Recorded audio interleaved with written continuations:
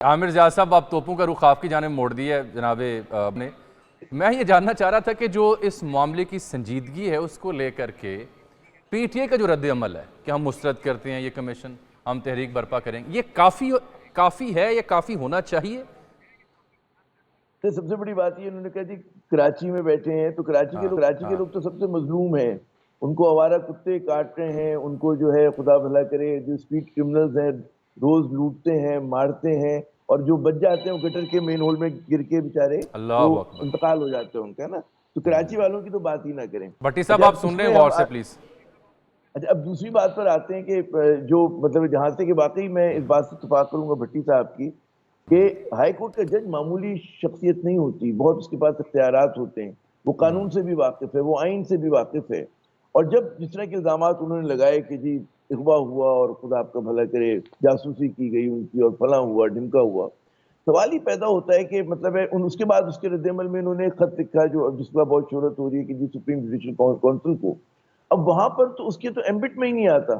بہت سارے نہیں عامر زیاد صاحب، یہ شعیب صاحب بھی اگری کریں گے، وہ تو کنونشن بلانے کی بات کر رہے ہیں. سپریم جوڈیشل کونسل تو کسی جج کے بارے میں کوئی شکایت ہے تو اس کو دیکھ سکتی ہے، وہ تو اس بارے میں باقی آپ نے ٹھیک کہا.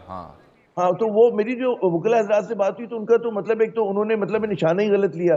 تو مجھے بڑی حیرت ہوتی کہ اتنے پاورفل اتنے مطلب پڑھے لکھے جج ایچ او کو بلانا کیا وہ خود تھانے پہنچ کے کہہ جی میرے ساتھ یہ ہوا. وہیں سے نقطہ آغاز ہوتا ہے نا تحقیقات کا. آپ آئی جی کو بلا سکتے ہیں، کسی بندے کو بلا سکتے ہیں.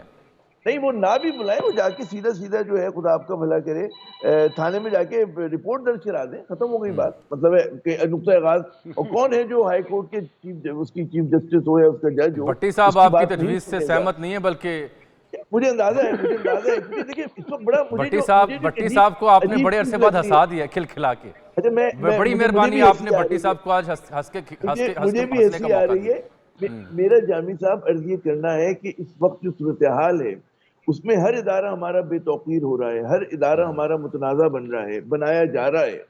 تو کہیں کہاں پہ رکے گی؟ آپ مجھے بتائیں نا، عدلیہ نے الزامات لگائے، عدلیہ پہ لوگ الزامات لگاتے ہیں، جن سازداروں کے اوپر اجتماعی ہو رہی ہے تو وہ ٹھیک ہے، مطلب ہے تحقیقات ہونی چاہیے. کون سا پاکستانی ہے جو اس کے اوپر مطلب اس کا انکار کرے گا؟ لیکن پھر سوال ہی آپ پیدا دونوں ہوتا نے نا ہے ابھی تک مجھے اس بات کا جواب نہیں دیا کہ پی ٹی آئی کا رد عمل جو ہے اس معاملے کے اوپر اچھا آپ اس سے میں پی ٹی مطمئن آئی ہیں؟ دیکھیں میں ایک جملہ پہ پی ٹی آئی جو ہے وہ ایک ہی لائن اور لینتھ پہ ایک عرصے سے بولنگ کر رہی ہے ماشاءاللہ. اور وہ ہے کہ مطلب ہے وہ احتجاج کرتے ہیں، جلسہ کرتے ہیں، جلوس کرتے ہیں، اور اس کے نتیجے میں ان کی صورتحال مزید پیچیدہ ہو گئی، مزید مشکل میں آ گئی. تو مجھے ایسے لوگوں کا عرض یہ کرنا ہے کہ مطلب اپنی حکمت عملی کو ری تھنک کریں. دو باتیں مجھے اگر آپ عرض کرنے کی اجازت دیں. پہلا تو یہ کہ ہم دیکھتے ہیں کہ جی خطوط لکھے جا رہے ہیں، الزامات لگائے جا رہے ہیں، بالکل سمجھ میں آتا ہے اور لوگوں کی شکایت بھی سمجھ میں آتی ہے. لیکن پھر یہ آتا ہے کہ جو شوکت صدیقی صاحب کا کیس تھا اس میں اس وقت آرمی چیف نے کہا تھا جی تحقیقات ہونی چاہیے، لیکن ایبرپٹلی بنا تحقیقات کے ان کے اوپر جو بھی فیصلہ ہوا جس کو آج جو ہے پلٹا دیا گیا. اچھا میں یہ سمجھتا ہوں کہ ان خطوط کو یہ خط لکھا گیا، یہ 6 ججز نے لکھا اور 3 ابھی فیصلے سپریم کورٹ کے آئے ہیں کہ جن کو آپ کو ایک دوسرے سے جوڑ کے دیکھنا چاہیے. وہ جوڑ کے 3 فیصلے کیا ہیں؟ ایک مشرف صاحب کو سزائے موت کا فیصلہ، ٹھیک ہے نا، کہ اس میں سمجھتا ہوں کہ بلا واسطہ جو ہے ہدف جو تھا آپ کی پاکستان آرمی تھی. اور اس میں ظاہر ہے کہ اگر آپ مشرف صاحب کو کہہ رہے ہیں کہ جی غدار تھے، جن لوگوں نے اس ملک کو لوٹا، لوٹ مار کی، بیرون ملک جائیدادیں بنائی، وہ لوگ کیا تھے؟ تو انڈائریکٹلی جب آپ آرمی چیف پہ اٹیک کرتے ہیں تو آپ انسٹیٹیوشن پہ کر رہے ہوتے. دوسرا پھر آپ نے کیا ذوالفقار علی بھٹو کا کیس. اچھا اس کے بارے میں بھی آپ دیکھیں کہ ہماری عدالت سے سوال ہے کہ بھئی کیوں آپ ماضی کو کریز رہے ہیں جبکہ آج کے فیصلے آپ جو ہیں وہ مطلب وہ انتظار کر رہے ہیں. اور جو آپ ایک نئی نظیر ڈال دیں جو پھر آپ آج فیصلے کریں ان کو 10-20 سال کے بعد کوئی اور اس کو وہ کر رہا ہوگا، انڈو کر رہا ہوگا. ٹھیک ہے، یہ فیصلہ بھی جو تھا انڈائریکٹلی فوج کے خلاف تھا. تیسرا جو تھا یہ شوکت صدیقی صاحب کا آیا. اور اس کے بعد پھر آپ اس خطوط کی ٹائمنگ بھی دیکھیں تو میرا عرض یہ کرنا ہے کہ ہم جب پورے اس میں پس منظر میں ان چیزوں کو دیکھتے ہیں تو ہمیں لگتا ہے کہ جی ہر ادارے کو ہمارے بے توقیر پھر لفظ دہراؤں گا اس میں چاہے عدلیہ ہو، چاہے ہماری پاک فوج ہو، چاہے ہمارے ساز ادارے ہوں، اس خط کا نتیجہ کیا نکلے گا اس میں ہم لوگ بات نہیں کر رہے. اس کے اوپر جناب ایک تو جیسے ہمارے بہت سارے کیا دوست ہیں نتیجہ نکلے گا جب ایک ریٹائرڈ جج اس کی سربراہی کرے گا تو وہ ریکمنڈیشن ہی دے سکتا ہے نا، وہ کسی کو ریکمنڈیشن دے بلا گا. کے جی اور کیا کرے گا؟ میں سوال آپ سے میرا کرنا عرض یہ کرنا ہے کہ ہماری یہاں ایک زہریلی سیاست ہے، تقسیم ہوئی بھی سیاست ہے، پولرائزیشن ہے.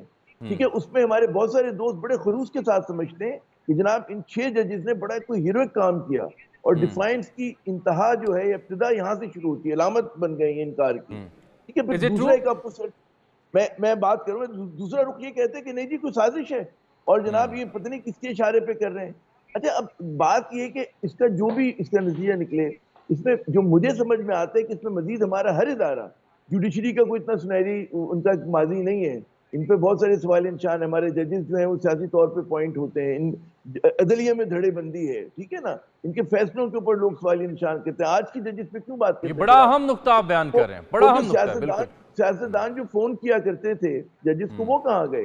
بریف کیس میں جو پیسے لے کے بانٹا جاتے تھے، بارش قسم کے ہمارے لوگ جو تھے، وہ کیا ہوئے؟ تو پھر تو اگر آپ کریدیں گے ماضی کو تو وہ تو پھر آپ کھلتا چلا جائے گا. نہیں وہ تو کہہ رہے ہیں، اعظم نذیر تارڑ صاحب کہہ رہے ہیں کہ نہ صرف یہ 6 ججز کا خط زیر بحث آئے گا بلکہ ماضی کے واقعات بھی، ماضی کے جو مدعے ہیں وہ بھی اس میں آئیں گے، کمیشن کا سکوپ بھی بہت بڑا ہو جائے گا.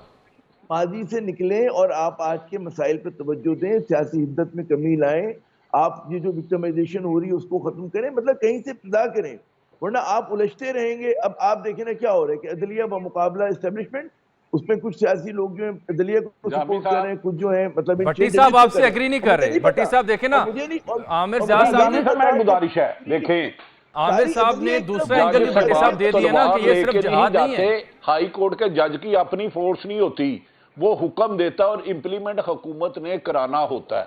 میرا چیلنج ہے، شوکت صدیقی صاحب کو بھی انصاف نہیں ملا. نہیں جو شوکت عزیز صدیقی صاحب نے جو سوال اٹھایا تھا بنیادی، جن لوگوں کے نام لیے تھے، اس کا جواب تو نہیں آج تک انہیں مل سکا. بھٹی صاحب ٹھیک ہے، انہوں نے کہتے ہیں خراب کاروائی نہیں، بھلا آپ کا اللہ کرے. میں اب بھی چیلنج کرتا ہوں موجودہ یہ اعظم نذیر تارڑ صاحب اس میں بھی کچھ نہیں کر سکتے. انہیں چیلنج دیتا ہوں کہ چھوڑ دو 8 فروری 2024، چلو آپ 2018 کے الیکشن کہہ رہے ہو نا، ان کے ذمہ داروں کو تعین یہ کر دے تو میری گردن اتار دینا. وہ یہ نہیں کر سکتے، انہی کے پاؤں بڑھ کے آئے ہیں. یہ تو بہت بڑا چیلنج کر دیا. مجھے یہ غرض نہیں ہے حکومت آج کس کی ہے یا کل کس کی تھی. وہ بھائی جو دھمکیاں دے رہا ہے ان کا تو تعین کرو کون ہے، وہ دے رہا ہے کہ نہیں دے رہا. جب تک ان کو سزائیں نہیں دو گے یہ سلسلے چلتے رہیں گے. اور پی ٹی آئی کا تو ویسے ہی بیڑا غرق ہو گیا ہے. اندازہ کرے زلفی بخاری اپنی قیادت کو چھوڑ کے لندن بھاگ گیا ہے، سینٹ کا ٹکٹ اس کو دے دیا. میرٹ پہ دیے ہیں نا بھٹی صاحب، فرار ہے. لوگوں کے بچوں کو کہتا ہے قربانیاں دو، جلوس نکالو، احتجاج کرو. اور سلمان میرٹ پہ دیے ہے، مارے کھاتا ہے، اسے آپ عہدہ نہیں دیتے. نہیں عمر سرفراز چیمہ مارے کھاتا ہے. جیل میں جانے سے سب سے عمر سرفراز چیمہ کا کیا قصور ہے؟ عمر سرفراز چیمہ کیا قصور ہے؟ دیکھیں نا اسے ٹکٹ نہیں دینا. اور مجھے زلفی بخاری کی خوبی بتاؤ، اس نے پی ٹی اے کے لیے کیا کیا ہے؟ شعیب شاہین صاحب کیا کیا جی؟ انہوں نے ٹکٹ ملا اور عمر سرفراز چیمہ کو نہیں ملا. حماد ادر بھاگا ہوا ہے اور لوگوں کو کہتا ہے روزانہ آؤ جی جلوس نکالو. وہ یار ہزاروں لوگ، 40,000 کے قریب لوگ گرفتار ہو چکے ہیں.